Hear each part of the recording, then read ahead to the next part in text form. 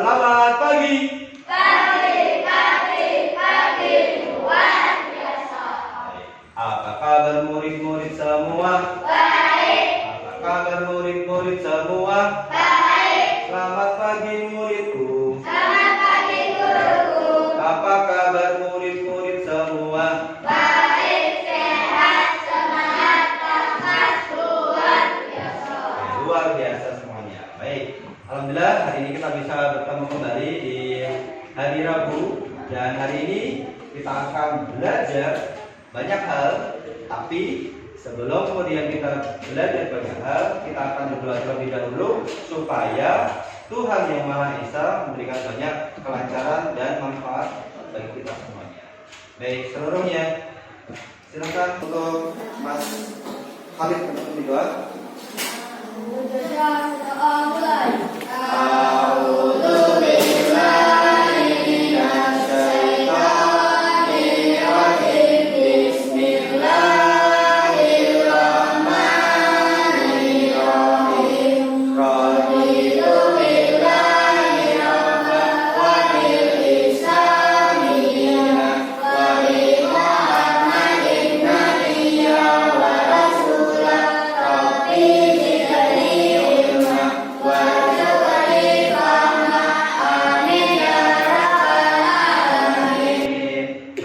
Yang dengar suara Pak Guru tahun 1,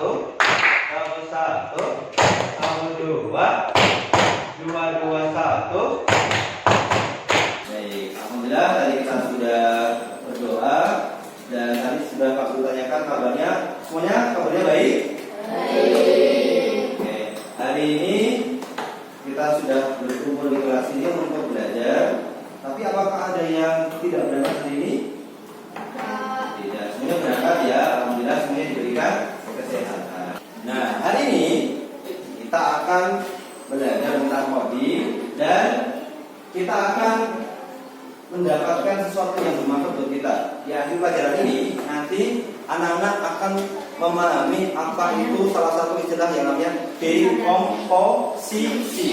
Apa tadi? Dekomposisi dalam berpikir komputasional. Berpikir komputasional itu adalah bagian dari coding. Kita akan belajar tentang dekomposisi. Nah, yang kedua tentunya kalau kita sudah tahu dekomposisi, akan tahu oh ternyata dekomposisi itu ada kaitannya dengan kehidupan kita sehari-hari. Nah, jadi nanti selain kalian tahu coding dan pelajaran ini, kalian juga akan bisa menerapkan dekomposisi dalam memecahkan masalah sehari-hari. Nah, seperti itu. Jadi silahkan ikuti dengan semangat. Nah, apa itu berpikir komputasional? Ini adalah salah satu bagian dari belajar coding. Jadi kita itu bisa tahu yang namanya berpikir komputasional. Komputasional itu adalah cara berpikir untuk memecahkan masalah yang kompleks. Tahu nggak kompleks itu apa? Kompleks itu artinya rumit. Jadi kalau kita menghadapi masalah yang rumit, nanti kita akan bisa memecahkan dengan cara yang logis dan sistematis, seperti cara kerja komputer. Nah, siapa yang di sini sudah pernah pegang komputer? Angkat tangan. Sudah pernah ya, dulu di kelas 5 kalian pernah menghadapi ujian ANBK. Nah, di sana kalian sudah berinteraksi dengan komputer, yaitu laptop. Nah, bagaimana pengalaman dulu? Apakah seru menggunakan komputer? Seru. Nah, jadi sekarang karena sudah kemajuan teknologi, kita belajar bisa menggunakan komputer, bahkan ujian juga menggunakan komputer. Tapi kalian penasaran nggak? Kenapa kok bisa kita itu belajar menggunakan komputer?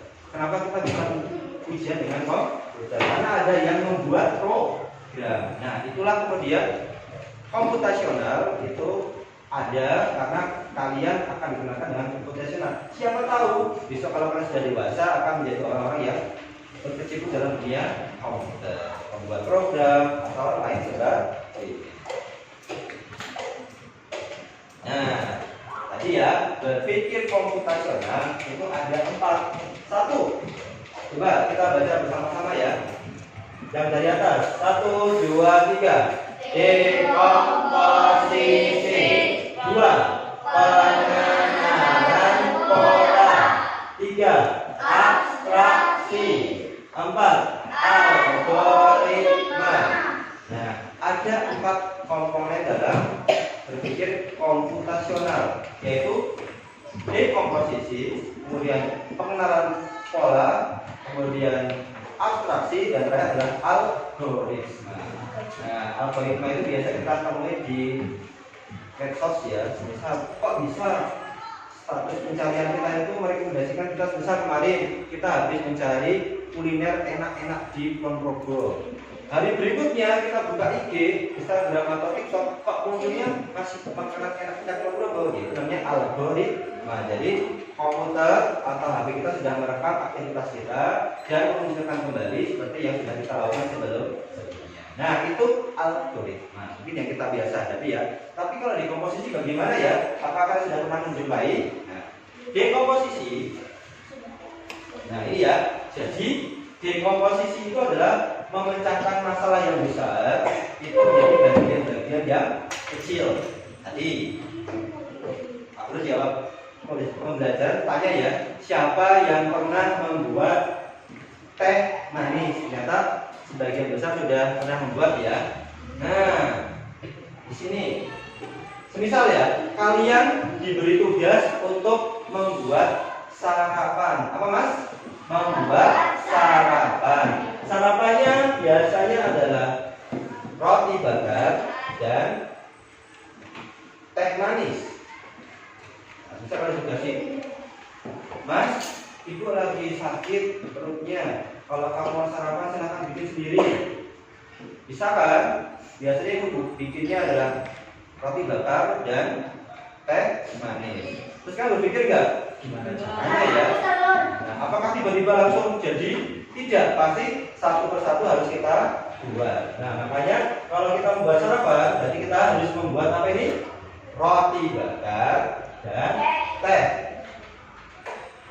Membuatnya satu per satu. Roti bakar dulu, baru teh manis. Terus kalau nggak punya, ya ini cuma contoh ya deh ya. Ini contoh adalah kita membuat roti bakar dan teh manis. Nah, terus berpikir roti bakar, bagaimana caranya ya? Akhirnya kan berpikir lagi. Oh, pertama adalah potong roti, kemudian bakar rotinya, kemudian diberi mentega dan diberi selai. Akhirnya jadi sebuah roti bakar. Selanjutnya bikin teh manis. Coba ada yang bisa menjelaskan nggak? Tadi bikin teh manis pertama kali harus apa? Panaskan air. Oke, yang kedua? Masukkan teh. Biasanya tehnya kalian kasih apa teh bro? Dikasih air. Oh, kemudian setelah ya, tadi ya, siapkan air panas, kemudian masukkan teh ke dalam gelas, terus tuangkan dengan air panas, dikasih gula, kemudian diaduk, jadilah kemudian teh manis. Nah, jadi dekomposisi itu kayak gitu. Tadi ada masalah, oh kita diminta buat sarapan. Terus isinya apa? Isinya adalah roti bakar dan teh. Tidak harus teh sama roti bakar ya. Jadi tadi Mas Afin bilang, Pak saya pakai telur. Oh jadi tadi isinya sarapan selain teh manis juga ada telur goreng. Nah, berpikirnya kayak gitu. Jadi dipecah-pecah. Habis itu bikin tehnya gimana? Bikin roti bakarnya bagaimana? Bikin telurnya bagaimana? Itu namanya dekomposisi. Sekarang kalian akan Pak Guru berikan lembar kerja. Kalian akan memecahkan masalah dengan berpikir dekomposisi. Bagaimana caranya masalah-masalah ini akan terselesaikan. Jadi Pak Guru nanti akan berikan ada 2 gambar. Tapi satu gambar hanya satu kelompok. Nanti tergantung kelompok kalian dapat gambar A atau gambar B. Kalau gambar A ini apa? Rapi.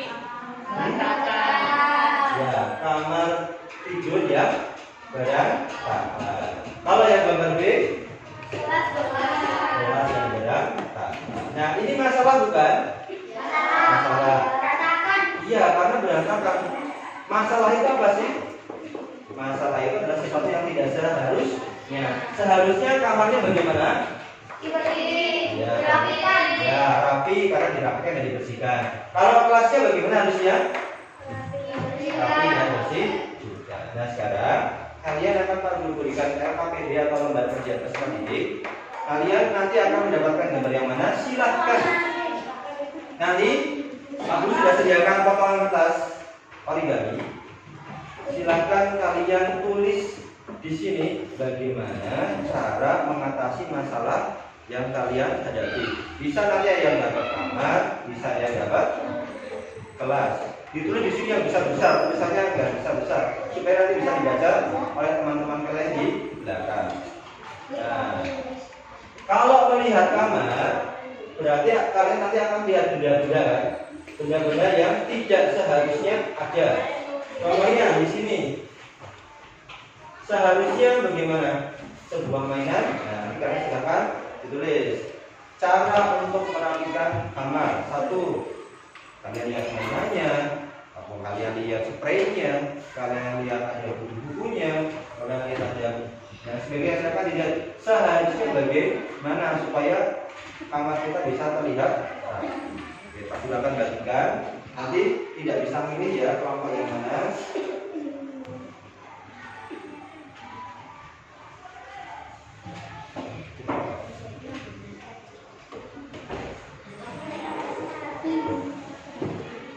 Itu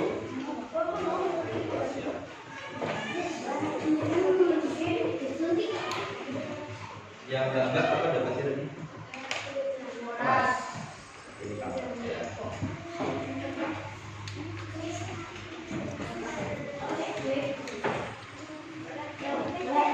Silakan kalian mulai dengan menuliskan bagaimana belum mas. Mas aku tidak pakai itu. Tidak pakai itu. Silakan tulis bagaimana caranya untuk menyelesaikan masalah yang kalian hadapi. Bisa kamar yang berantakan dan tidak rapi, serta kelas yang berantakan dan tidak rapi. Tuliskan langkahnya satu persatu. Satu kertas, satu cara penyelesaiannya. Jadi satu kertas ini, aku bikin ya.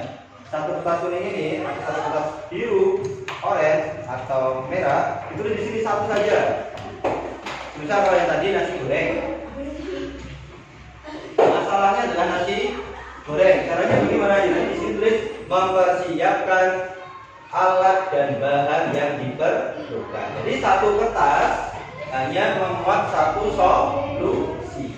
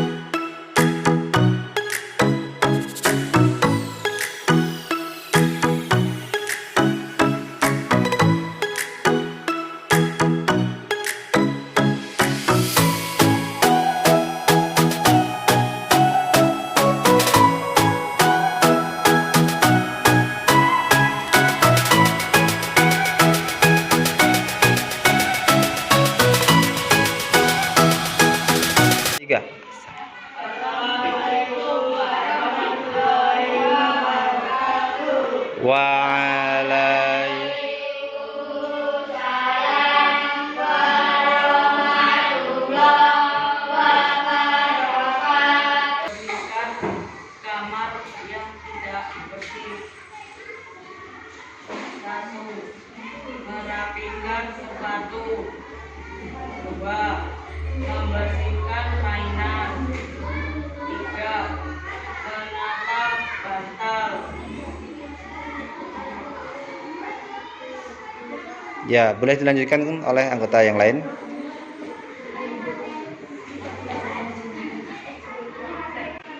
Seluruhnya anak hebat. Tabel 1, tabel 1, tabel 2. Nah, anak-anak semuanya, kalian tadi sudah mendengarkan penjelasan Pak Guru, kemudian kalian tadi sudah melakukan diskusi dengan kelompok serta presentasi. Nah, harapannya kalian tadi sudah memahami yang namanya dekomposisi, yaitu bagian dari berpikir komputasional. Nah, sekarang kita akan menguji kemampuan kalian. Apakah tadi kalian sudah memperhatikan waktu dengan baik sehingga kalian bisa mengerjakan penilaian yang akan kita lakukan. Nah, penilaian kita akan menggunakan yang namanya kuisis. Silakan sekarang ambil gawai kalian. Kemudian ya silakan masuk ke browser atau ke Chrome atau ke internet. Kemudian ketik join my quiz. Silakan ketik join my quiz. Sudah? Kalau sudah ketik join my quiz, kalian akan muncul ke masukkan pin. Nah, silakan masukkan pinnya 837725. Silakan gabung. Silakan bergabung. Sudah bergabung belum? Oke. Untuk yang pertama ada Mas Dian dan Mas Rizky Putra. Yang kedua ada Mas Saka dan Mas Eko. Yang ketiga ada Mas Riza dan Abdul Rahman. Oke, tepuk tangan kita semuanya. Oke, itu nanti akan Pak Bro lihat, akan Pak Bro rekap juga di rekap penilai hasil penilaian kalian. Nah, bagaimana? Apakah hari ini pembelajarannya seru? Terima kasih. Dan tadi coba Pak Bro akan ulang sebentar ya. Tadi kalian belajar tentang apa? Satu. Dekomposisi. Dekomposisi itu apa? Memecah masalah menjadi lebih kecil. Jadi kalau kita punya masalah yang besar, itu kita pecah-pecah menjadi masalah-masalah yang kecil supaya apa? Supaya mudah diatasi satu per satu. Sehingga masalah yang besar tadi bisa kita selesaikan juga. Nah, semoga kita sudah belajar dengan baik. Kita sudah mendapati penilaian juga dengan baik. Dan terima kasih untuk hari ini. Kita akan akhirkan belajar kali ini dengan berdoa. Silakan Mas Khalid. Kita berdoa terlebih dahulu untuk mengakhiri pelajaran pada pagi hari ini. Silakan Mas Khalid.